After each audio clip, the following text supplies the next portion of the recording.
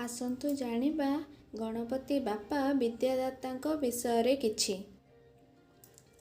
ଭାରତବର୍ଷରେ ବିଭିନ୍ନ ପୂଜା ପର୍ବ ପାଳନ କରାଯାଏ।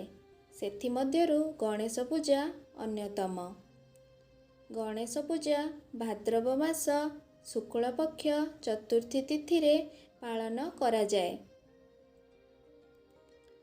ଏହା ଭଗବାନଙ୍କ ଜନ୍ମଦିନରେ ପାଳନ କରାଯାଏ।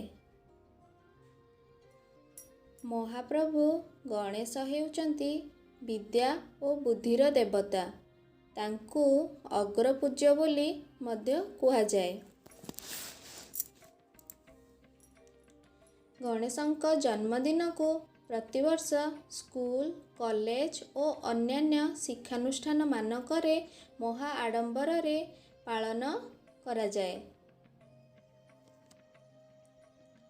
ଗଣେଶଙ୍କ ପ୍ରିୟ ଭୋଗ ହେଉଛି ଲଡୁ, ତେଣୁ ତାଙ୍କୁ ଲଡୁ ଭୋଗ ଦିଆଯାଏ।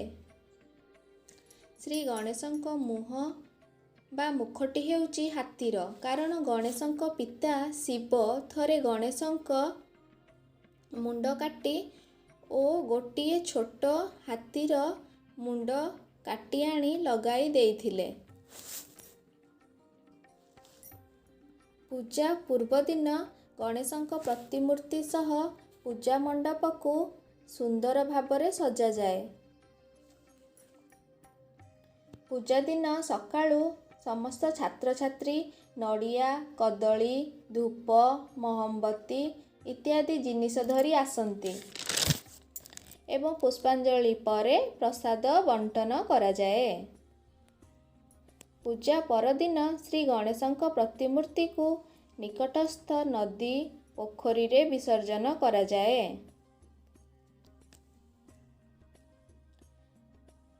ଧନ୍ୟବାଦ।